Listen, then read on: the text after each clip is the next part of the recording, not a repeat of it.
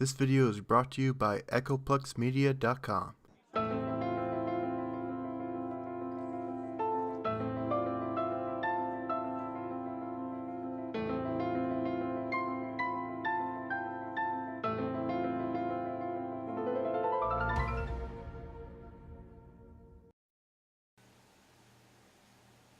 Well, hey, this is the ex-conspiracy theorist in person. Today we're going to be doing our first book review. I'm going to be reviewing Behold a Pale Horse by William Cooper. Now this isn't just any conspiracy book. This is the #1 book on Amazon under UFOs. So what about it makes it so appealing? Let's find out. To start with, the front cover is friggin' disturbing. Looks like a voodoo book of some kind. And there isn't even a title on the front cover. In fact, if it weren't for the book spine, you'd have no idea what the title of the book is. Oh wait, there it is. Letters barely represent where they're supposed to be. Behold...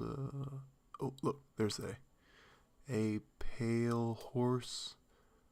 William Cooper.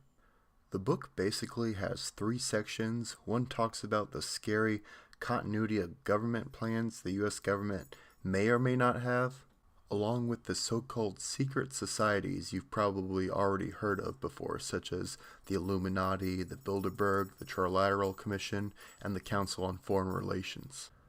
A lot of it is repetitive things that are talked about in conspiracy circles, so I'm going to skip that and get to what I think are the more interesting sections. The book has a ton of documents and articles that take up whole pages, along with a diagram of organizations and power structures. What the shit? With Cooper's career in naval intelligence, he claims a massive conspiracy regarding aliens. He claims the U.S. government has been in constant communication with aliens, even giving them permits to perform abductions and experiments on humans, with, of course, the promise of erasing the victim's memory of the event. All this has been organized by a series of treaties through President Dwight D. Eisenhower made with the alien race. The U.S. government also has alien technology they have been using to go to the moon and back, even establishing moon bases. The Soviet Union even established their own moon bases, and has had confrontations including a hostage situation on the moon. Not only we went to the moon, Cooper claims we've been to Mars and back, and Close Encounters of the Third Kind was a dramatization of actual events that happened. Oh, and those mass shootings you hear about on the news, they were part of a government plan to condition the public for a police state to confront the out-of-control crime in order to prepare them for another police state to later fight the aliens!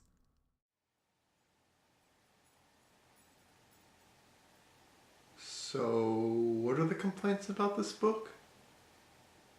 This is awesome! I mean, seriously, why isn't this information everywhere? Could it be that every media outlet, politician, and government agency is in on the conspiracy? The answer? No. The problem with the book and its sourcing is that it comes from Cooper's own account.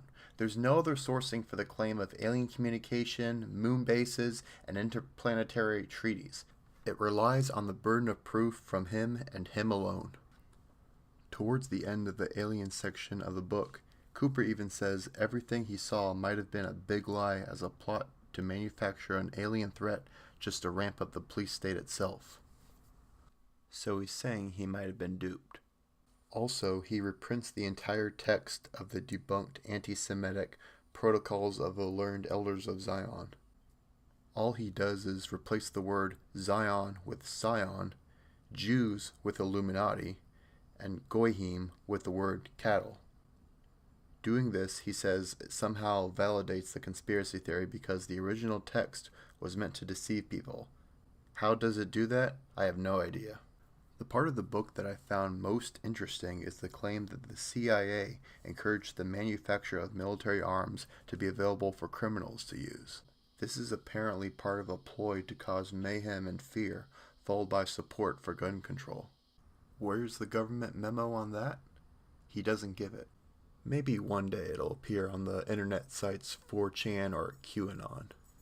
I do have to say that's probably the most brilliant plot I ever heard. That would mean every Republican member of the House of Representatives is an anti-gun double agent. This section of the book has been shared on social media multiple times. Most people don't realize that just one paragraph before this one, the author is saying that the government is preparing for a military confrontation with the alien race. Would that many people share the post knowing that the author is making the case that it's a plot to condition the public with a police state to confront the aliens? If you like alien fiction, I'd say this book is for you. But as I started reading the alien section, I honestly couldn't believe what he was claiming. Reading it, you start to think that it's a joke, but then you realize he's bold-faced serious. I thought there might be a grain of truth he might cite, but no, it was from him and him alone. I was even more turned off when he said the protocols of the Elders of Zion had validity to it. Overall, the book seems to be a manual and Bible of where conspiracy theorists will get their information about the secret societies and overreaching government that's in control of our lives. Some believers might get turned off by the alien claims, but not everyone. If you get a hold of this book, I'd check it out.